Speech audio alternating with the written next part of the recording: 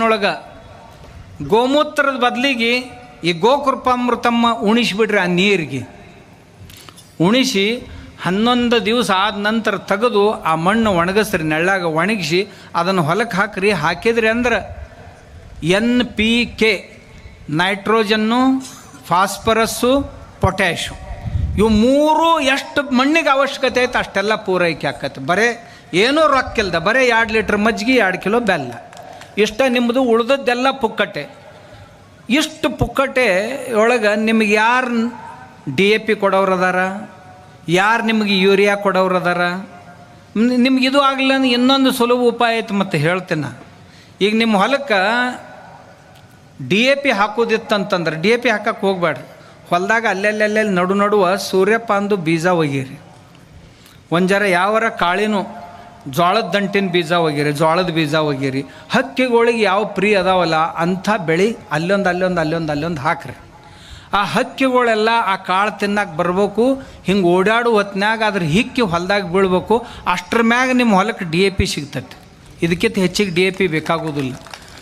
1 quintal DAP ಮತ್ತು 1 ತೊಲಿ ಅಂದ್ರೆ 10 ಗ್ರಾಮ್ ಹಕ್ಕಿಗಳ ಹಿಕ್ಕಿ, ಇವೆರಡೂ ಈಕ್ವಲ್. ಅಷ್ಟು ಸಾಮರ್ಥ್ಯ ಅದರೊಳಗೆ ಇರ್ತೈತಿ.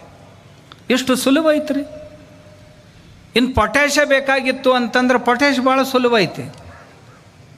ಬಾಳೆ ದಿಂಬಿದ್ದು ಅಂದ್ರೆ ಕಟ್ ಮಾಡೋದಾ, ಮಾಡಿ ತುಣುಕು ಮಾಡಿ ಒಂದು ಬ್ಯಾರಲ್ ನೀರಾಗ ಒಗೆದು ಬಿಡ್ರಿ.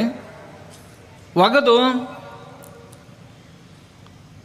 ಒಂದು 15-20 ದಿವಸ ಬಿಡ್ರಿ. ಹಿಂದಾಗಡೆ ಹೌದು ಬಾಳೆ ತುಂಡು ತೆಗೆದು ಒಗಿರಿ. ಆ ನೀರು ಇರ್ತೈತಲ್ಲ, ಆ ನೀರು ನಾಗಳೆ ಹೇಳಿದ್ನಲ್ಲ, ಹಂಗೆ ಮಣ್ಣಾಗ ಕಲಿಸಿ ಮಣ್ಣು ಹೊಲ್ದಾಗ ಒಗೆದು ಬಿಡ್ರಿ. ಪೊಟ್ಯಾಷ್ ಪುಕ್ಕಟ, ಏನೂ ಒಂದು ದುಡ್ಡು ರೊಕ್ಕಿಲ್ಲ, ಪುಕ್ಕಟೆ ಬರ್ತೈತಿ.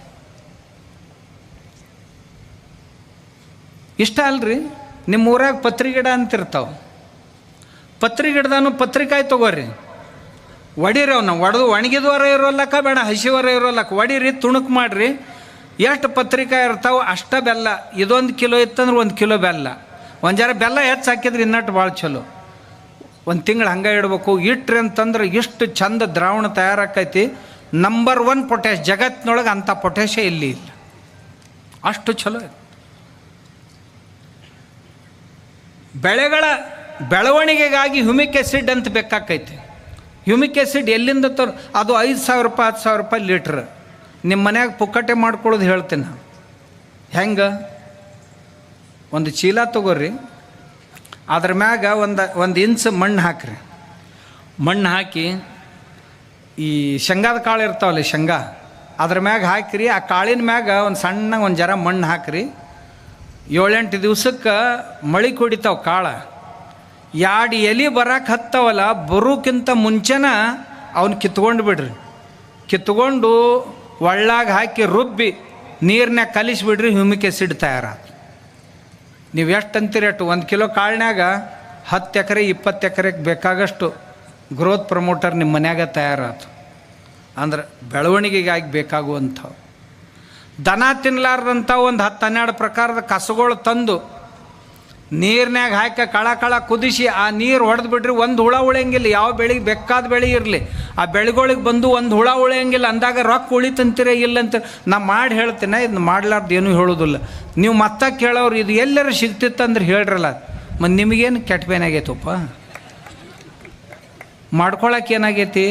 ದನ ತಿನ್ನಲಾರ್ದು ಕಸ ಇಲ್ಲ, ರಸ್ತಾದ ಮ್ಯಾಗ ಎಷ್ಟಿಲ್ಲ ಅಂತೀರಿ ನೀವು. ಅಂಥ ಒಂದು 8-10 ಪ್ರಕಾರದ 1 ಕಿಲೋ ಒಳೆ ಮಾಡಿರಿ. 10 ಕಿಲೋ ಆಕೈತಿ. ಇಡೀ ಹೊಲಕ್ಕೆ ಸಾಕಾಕೈತಿ. ನಮ್ಮ ಹೊಲ ನಾವು ಏನು ಅಂದದ್ದು ಕೊಡ್ತೈತಿ. ಅಷ್ಟೇ ಅಲ್ಲ, ನಮ್ಮ ಹೊಲ ಇವತ್ತಿನ ದಿವಸ ತನಗೆ ಬೇಕಾದಂಥ ಗಿಡಗಳಿಲ್ಲದಕ್ಕೆ ನೆಳ್ಳಾಕತ್ತೈತಿ. ತಾಪಮಾನ ಎಷ್ಟು ಹೆಚ್ಚಾಗೈತೆ ರೀ? 42, 44, 46 ಡಿಗ್ರಿ ತಾಪಮಾನ. ಈ ತಾಪಮಾನ 52 ಡಿಗ್ರಿಗೆ ಹೋತು ಅಂತಂದ್ರೆ, ಇನ್ನು 4 ಡಿಗ್ರಿ ಹೆಚ್ಚಾತಂದ್ರೆ ನಿಮ್ದು ಇದೇನು ಎರೆ ಮಣ್ಣು ಐತಲ್ಲ, ಇದೆಲ್ಲ ಉಸುಗಾಕೈತಿ. ಎಷ್ಟು? 4 ಫೂಟ್ ಉಸುಗಾಕೈತಿ. ಇದು 52 ಡಿಗ್ರಿ ಟೆಂಪ್ರೇಚರ್ಗೆ ಹೋತಂದ್ರೆ ಆ 4 ಫೂಟ್ ಉಸುಗಿನಾಗ ಯಾವ ಬೆಳೆನೂ ಬರೋದಿಲ್ಲ. ಯಾವಕರು ಬೇರೆ 4 ಫೂಟ್ ಕೆಳಗವಲ್ಲ ಅವೆಲ್ಲ ಬೆಳೆಗಳು ನಷ್ಟ ಆಗಿ ಹೋಗ್ತಾವೆ. ಆ 4 ಫೂಟ್ನೊಳಗೆ ಇರಬೇಕಾದಂಥ ಜೀವಾಣುಗಳೆಲ್ಲ ಖಲಾಸಾಗಿ ಹೋಗ್ತಾವೆ. ಮುಂದೆ ನಾವು ಏನು ಮಾಡೋರಿದ್ದೀವಿ ಅದಕ್ಕೆ ಹೊಲದಾಗ ರೈತರು ಗಿಡಗಳು ಹಚ್ಕೋಬೇಕು. ಇವ ಅಂತಾನೆ ಅದು ನೆಳ್ಳಗೋಯ್ತೈತಿ, ಇದು ನೆಳ್ಳಗೋಯ್ತಿ. ಇಲ್ಲ, ನಿಂದ ನೆಳ್ಳು ಬೇಡಾಗೈತಿ ಹೊಲಕ್ಕೆ, ಉಳ್ದು ಎಲ್ಲಕ್ಕೂ ನೆಳ್ಳು ನಡೀತೈತಿ. ಇವ ಬಂದ ಅಂದ್ರೆ ಹೊಲ ತರ ತರ ತರ ತರ ನಡಗತೈತಿ, ಹೊಲದಾನ ಗಿಡ ತರ ತರ ನಡಗ್ತಾವು. ಏನು ತೊಗೊಂಡು ಬಂದನೋ ಏನು ಹೊಡಿತಾನೋ, ಯಾರನ್ನೂ ಕೊಲ್ತಾನೋ ಯಾರಿಗೂ ಗೊತ್ತು. ನಮ್ಮನ್ನು ಪೋಷಿಸ್ಬೇಕಾದವ ಇವ ಕೊಲ್ಲಕ್ಕ ಬರ್ತಾನೆ ಏನಪ್ಪ. ಯಾಕಂದ್ರೆ ಒಂದು ಪಂಪ್ ಹಾಕ್ಕೊಂಡು ಹೊಲಕ್ಕೆ ಬಂದಂದ್ರೆ ತರ ತರ ತರ ತರ ನಡಗ್ತಾವೆ. ಇನ್ನು ಯಾರ್ಯಾರನ್ನೂ ಕೊಲ್ತಾನೆ ಯಾರಿಗೂ ಗೊತ್ತು ಅಂತ. ಹಿಂಗೆ ಕೊಡ್ಲಿ ಹಿಡ್ಕೊಂಡು ಬಂದಂದ್ರೆ ಗಿಡಗಳು ತರ ತರ ನಡಗ್ತಾವೆ. ಇವತ್ತು ಯಾರು ಪಾಳಿ ಹಚ್ತಾನೆ ಯಾರಿಗೂ ಗೊತ್ತಂತ. ಹಂಗಾಗಬಾರ್ದು ರೀ. ಒಕ್ಕಲ್ಗೇನು ಗೆಳೆಯರು ಯಾರು ಅಂತಂದ್ರೆ ಗಿಡಗಳು. ಹೊಲ್ದಾಗ ಈ ಹೊನ್ನವ್ರಿ ಅಂತ ಇರ್ತಾವೆ, ಗೊತ್ತೈತೆ? ಗುಡ್ಡದಾಗ ಬೆಳಿತಾವೆ ನೋಡ್ರಿ ಹೊನ್ನವ್ರಿ. ಅವ್ರಿಗೆ ಗಿಡ ಏನಿರ್ತಾವಲ್ಲ, ಹಳದಿ ಬಣ್ಣದ ಹೂ ಅಕ್ಕವಕ್ಕ ಹೊನ್ನರಿಕೆ ಅಂತಾರೆ. ಹೊನ್ನರಿಕೆ ಗಿಡ ನೋಡಕ್ಕೆ ಗಿಡ ಅಷ್ಟ 2 ಫೂಟ 3 ಫೂಟ್ ಇಷ್ಟ ಇರ್ತೈತೆ ರೀ ಎತ್ತರ. ಅದ್ರ ಬೇರ 200 ಫೀಟ್ ಕೆಳಗಿರ್ತೈತಿ, 200 ಫೂಟ್ ಕೆಳಗೆ ಹೋಗಿರ್ತೈತಿ. ಮತ್ತು ಅದ್ರ ವಿಶೇಷ ಏನು ಅಂದ್ರೆ ಕಲ್ಲು ಗುಡ್ಡದಾಗ ಇರ್ತೈತೆ ಅದು. ಆ ಹೊನ್ನರಿಕೆ ಗಿಡದ ಬೇರೇನಿರ್ತಾವಲ್ಲ, ಬೇರಿನ ಮ್ಯಾಗಿರುವಂಥ ಜೀವಾಣುಗಳು, ಬ್ಯಾಕ್ಟೀರಿಯಾಗಳು ತಮ್ಮ ಬೆವರು ಬಿಟ್ಟು ಅಂತಂದ್ರೆ ಕಲ್ಲು ಸಿಡಿತೈತಿ. ಕಲ್ಲು ಸಿಡಿದು ಕಲ್ಲು ಇಬ್ಬಾಗ ಆಕೈತಿ. ಅವಾಗ ಅದ್ರ ಬೇರೆ ಕೆಳಗೆ ಹೊಕ್ಕೈತಿ. ಕಲ್ಲು ಒಡೆಯುವಂಥ ಸಾಮರ್ಥ್ಯ ಅದರ ಜೀವಾಣುಗಳು ಬಿಟ್ಟಂಥ ಬೆವರಿನ ಆ್ಯಸಿಡ್ನೊಳಗೈತದು. ಅವುಗಳನ್ನು ನಾವು ದಿಲ್ಲಿಗೆ ಉತ್ತರ ಪ್ರದೇಶಕ್ಕೆ ಹೋದಾಗ ನನಗೊಬ್ಬ ಸೈಂಟಿಸ್ಟ್ ಸಿಕ್ಕ.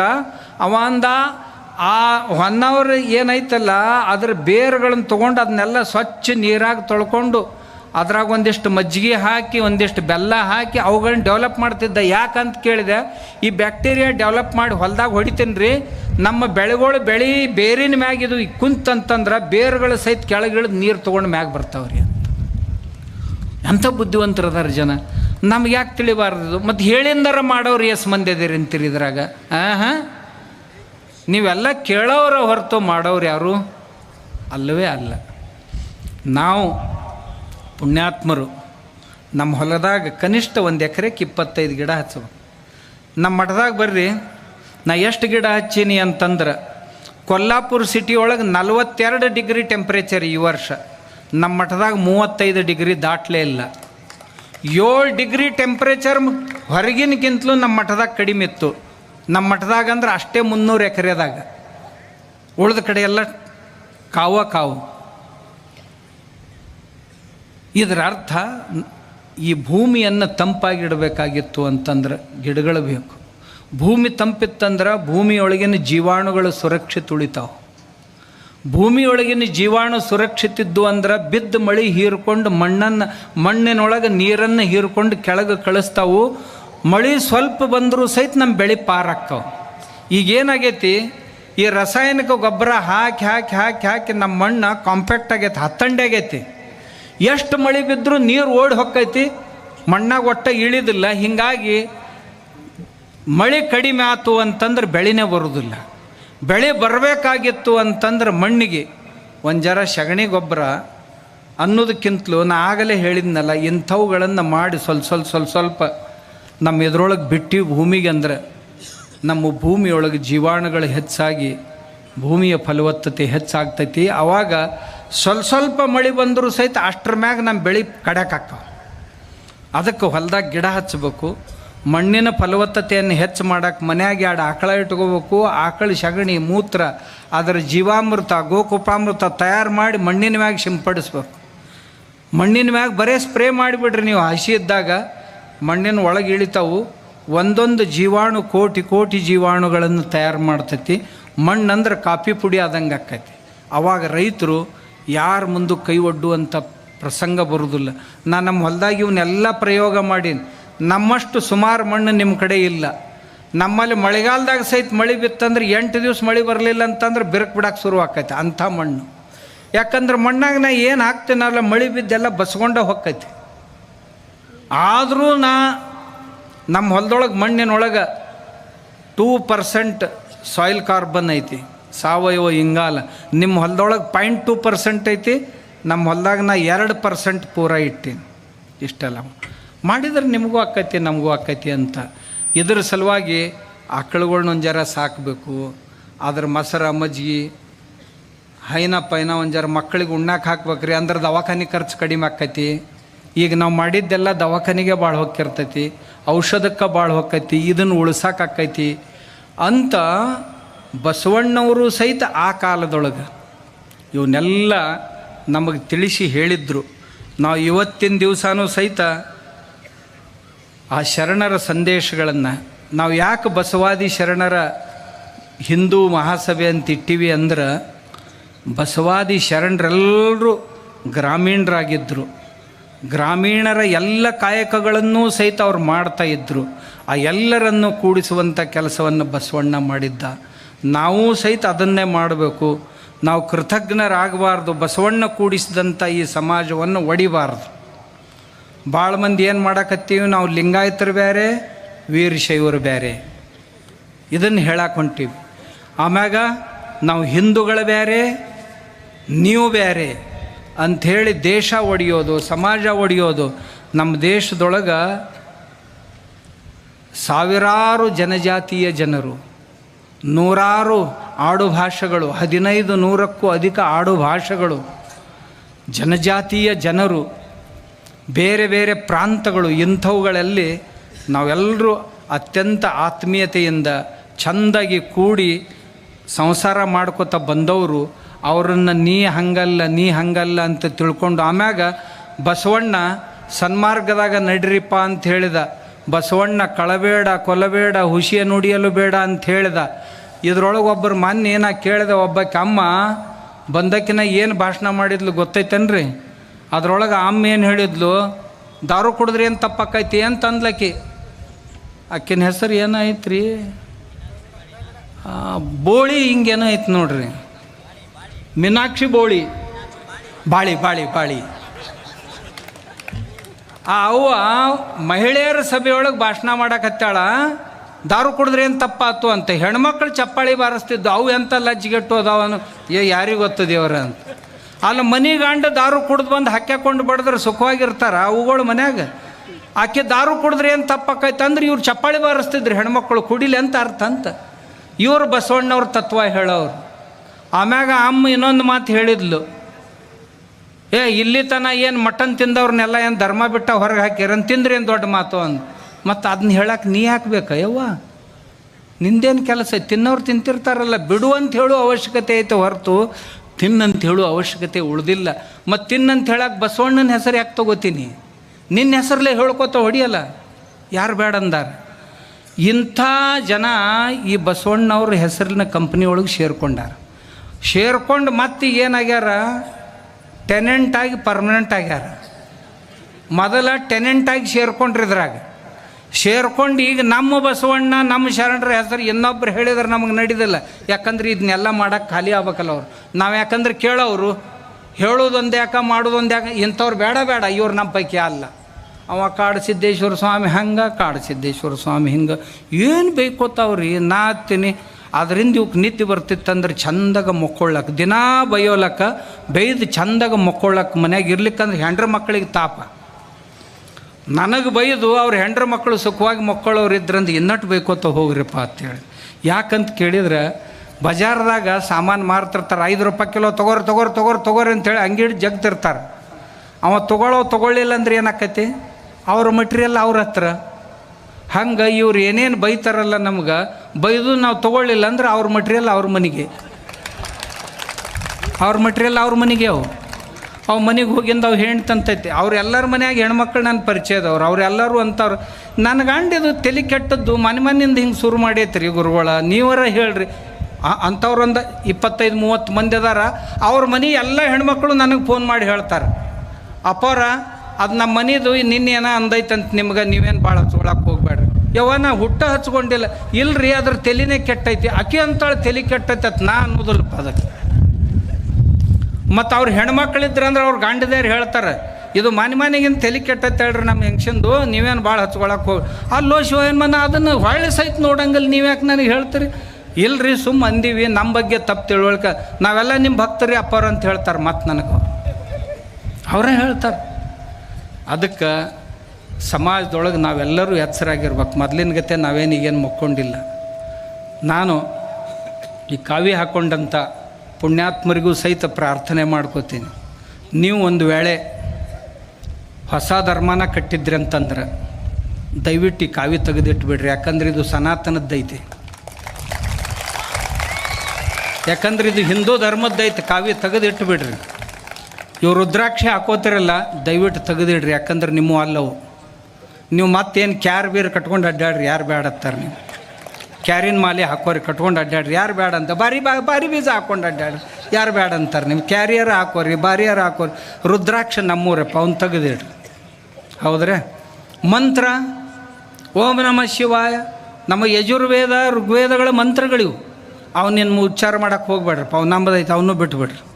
ಮತ್ತು ಇನ್ನೇನು ಉಳಿತಪ್ಪ ಇವ್ರದ್ದು ಕಡಾವು, ಅವು ನಮ್ಮವ. ಪೂಜಾ ಇಷ್ಟು ಲಿಂಗಪ್ಪನ ಪೂಜಾನೂ ನಂಬದ, ಮತ್ತು ಯಾವ ಮಹಾಲಿಂಗಪ್ಪನ ಪೂಜಾನೂ ನಂಬದ. ಅವು ಯಾವನ್ನೂ ಪೂಜಾ ಮಾಡೋಕ್ಕೆ ಹೋಗ್ಬೇಡ್ರಿ. ಯಾಕಂದ್ರೆ ಪೂಜಾ ಕಲಿಸಿದ್ದ ಆಗಮಶಾಸ್ತ್ರ. ಯಾವ ರೀತಿ ಪೂಜಾ ಮಾಡಬೇಕಂತ ಹೇಳಿದ್ದು, ಪೂಜಾ ಸಾಮಗ್ರಿಗಳನ್ನು ತಯಾರು ಮಾಡುವ ಪದ್ಧತಿಯನ್ನು ಹೇಳಿದ್ದು ಆಗಮಶಾಸ್ತ್ರ, ಆಗಮ ತಂತ್ರಗಳಲ್ಲಿ ಹೇಳ್ಯಾರ. ಆದ್ದರಿಂದ ಅವು ನಿಮ್ಮೂ ಅಲ್ಲ, ಅವನ್ನೂ ಬಿಟ್ಬಿಡ್ರಿ.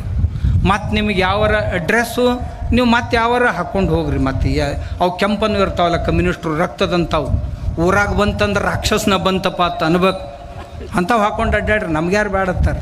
ಆದ್ರೆ ದಯವಿಟ್ಟು ತಾವು ಇವನ್ನ ಹಾಕ್ಕೊಂಡು ಇದನ್ನು ಟೀಕೆ ಮಾಡೋದು. ಯಾವ ಗಿಡದ ಮ್ಯಾಗ ಹತ್ತಿರಿ ಅದೇ ಗಿಡದ ಟೊಂಗೆ ಕಡಿಯೋ ಪ್ರಯತ್ನ ಮಾಡಬೇಡ್ರಿ ಪುಣ್ಯಾತ್ಮರಿ ಅಂತ ನಾನು ಪ್ರಾರ್ಥಿಸ್ತೀನಿ ಅವರಲ್ಲಿ. ಯಾವ ಗಿಡ ಬೆಳೆದು ನಿಂತಿರಲ್ಲ, ಯಾವ ತಂದೆ ತಾಯಿಗಳ ಅನ್ನ ಉಂಡು ಬೆಳೆದೀವಲ್ಲ, ಅದೇ ತಂದೆ ತಾಯಿಗಳನ್ನೇ ಬೈಯುವಂಥ ಕೆಲಸ ಮಾಡಬೇಡ್ರಿ. ಅವ್ರು ನಿಮಗೆ ಜನ್ಮ ಕೊಟ್ಟದ್ದು ತಪ್ಪ, ನಿಮಗೆ ಪೂಜಾ ಮಾಡೋಕೆ ಕಲಿಸಿದ್ದು ತಪ್ಪ. ನಿನ್ನೆ ಮೊನ್ನೆತನ ನೀವು ರುದ್ರಾಭಿಷೇಕನ ಮಾಡ್ಕೋತಿದ್ರಿ, ಈಗ 2 ವಚನ ಅಂದು ಮಾಡ್ಕೊಳಕತ್ತೀರಿ ಅಂದ್ರೆ ಏನು ಇದು ಆಯಿತು. ಆಮ್ಯಾಗ ಈ ಸಂಸ್ಕೃತ ಮಂತ್ರ ಅನ್ನೋರಿಗೆ ಬೇಕು ಅಂತ ಅಡ್ಡಾಡಕತ್ತಿದ್ರಿ, ಪೂಜಾ ಮಾಡುವಂಥ ಪುರೋಹಿತರಿಗೆ ಬೇಕು ಅಂತ ಅಡ್ಡಾಡಕತ್ತಿದ್ರಿ, ಗುಡಿಯಾಗ ಪೂಜಾ ಮಾಡೋರಿಗೆ ಇವ್ರು ದಲಾಲರು ಅನ್ನಕತ್ತಿದ್ರಿ. ದಯವಿಟ್ಟು ನನ್ನ ಪ್ರಾರ್ಥನೆ, ಹೀಗೆ ಮಾಡಿ ಯಾವ ಶ್ರದ್ಧೆಯನ್ನು ಕೆಡಿಸ್ಬೇಡ್ರಿ.